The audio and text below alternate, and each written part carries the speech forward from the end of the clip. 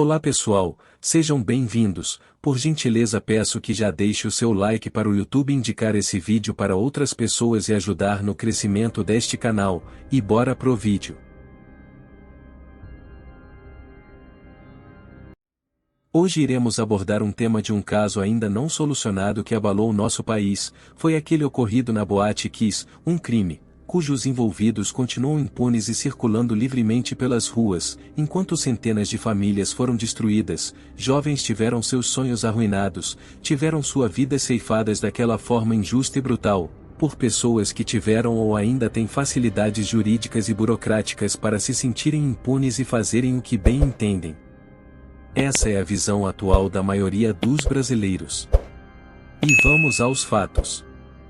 No início da madrugada de 27 de janeiro de 2013, um domingo, o médico do SAMU, Fernando Dornelles, foi despertado por um toque insistente em seu celular.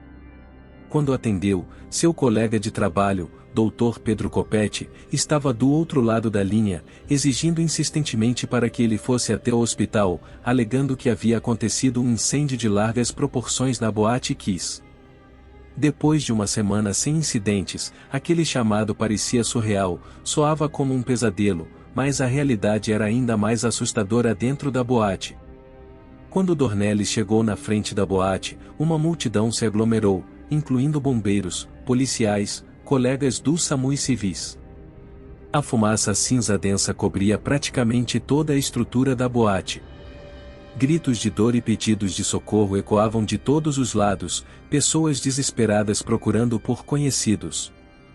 Algumas vítimas tentavam ajudar outras, dando massagens cardíacas, gritos e tapas, tudo isso na tentativa de reanimar as vítimas, mas na maioria das vezes, infelizmente as tentativas não funcionavam. Os profissionais não sabiam por onde começar diante da gravidade da situação e do número de vítimas. O mundo parecia estar acabando, não existia início e fim, apenas o meio, onde o desespero girava ao redor. Um verdadeiro caos. Em um momento, Dornelles e Pedro estavam preparando um jovem para ser entubado na ambulância quando outros jovens chegaram, silenciosamente, deixando vítimas e mais vítimas gravemente feridas ao lado da ambulância. A situação era caótica e trágica, não paravam de chegar pessoas feridas. Dornelles constatou que alguns já estavam mortos. Como havia poucas ambulâncias disponíveis no momento, o motorista foi instruído a levar essas vítimas ao hospital mais próximo e retornar. De repente esses sobreviventes que ajudavam os mais debilitados, começaram a passar mal e a cair, alguns morrendo ali mesmo em meio do caos. Outros que chegaram vivos e aparentemente saudáveis aos hospitais também acabaram indo a óbito. Verificou-se que os jovens estavam fortemente intoxicados pela fumaça e as consequências dessa intoxicação do organismo foram se agravando gradativamente, devido à fumaça ser rica em monóxido de carbono e cianeto decorrente da queima da espuma barata que revestia o teto da Boate Kiss. A casa noturna transformou-se numa verdadeira câmara de gás. Uma jovem que Dornelles socorria na rua, a mesma estava regurgitando fumaça preta ainda saía de sua garganta e seus olhos estavam completamente brancos e queimados. Ao entrar na boate, além da fumaça densa e inebriante, havia também um grande calor. A temperatura dentro da estrutura teria atingido mais de 120 graus Celsius, e para piorar, haviam vários corpos empilhados perto da porta, dando a entender que as vítimas tentaram sair, mas foram impedidas de alguma forma. Houve relatos de que no início da correria as portas estariam trancadas para que ninguém pudesse sair sem pagar. Eu não posso nem comentar sobre algo assim. O cenário era muito triste, difícil, doloroso até para profissionais acostumados a atender vítimas de acidentes.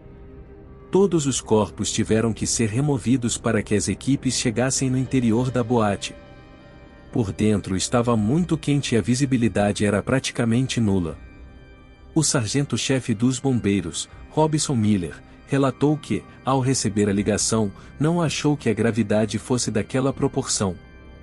Ele não percebeu a gravidade da situação até se aproximar do local, vendo pessoas andando pelas ruas com ou sem camisa, roupas rasgadas, algumas desorientadas e chorando bastante. Ao chegar à frente do clube com sua equipe, que aliás era composta por apenas 3 militares novatos, ele ficou impressionado com o que via.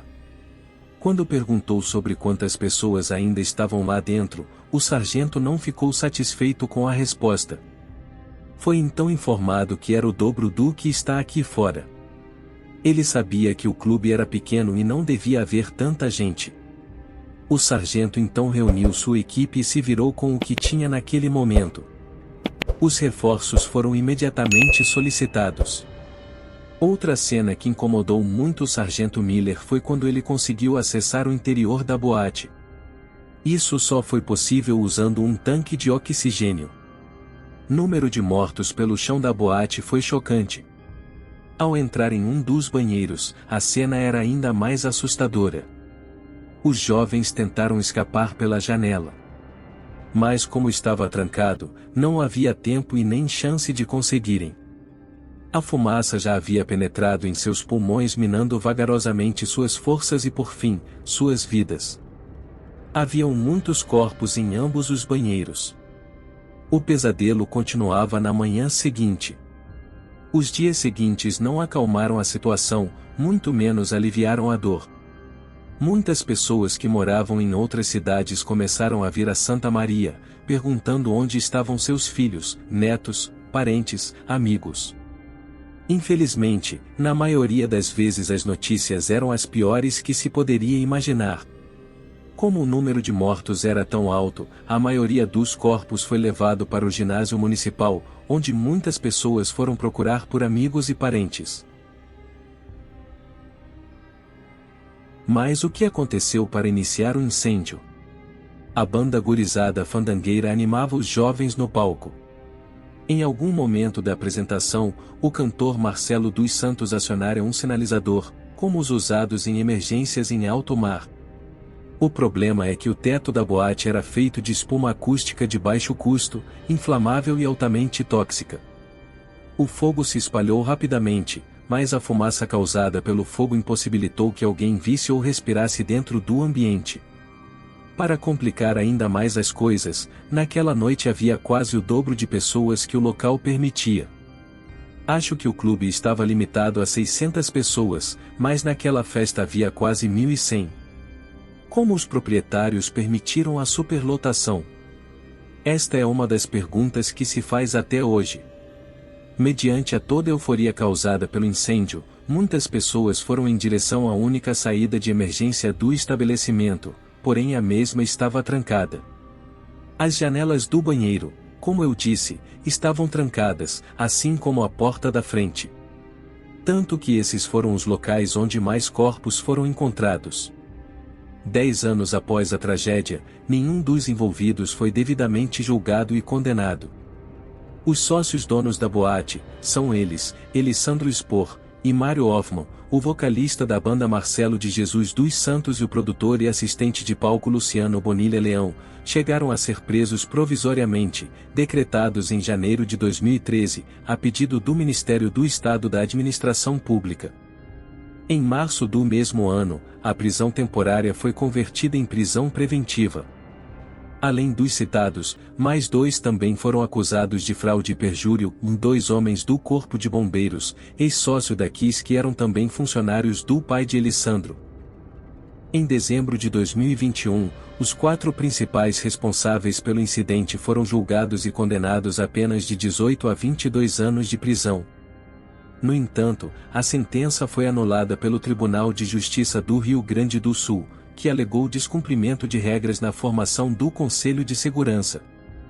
O Ministério Público recorreu da decisão e aguarda-se um novo julgamento.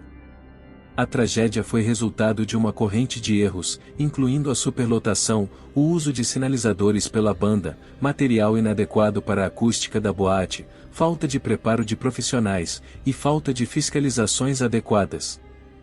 Em 2017, foi criada a Lei Kiss, que estabelece normas mais rigorosas sobre segurança e prevenção de incêndios em estabelecimentos de reunião de público em todo o Brasil.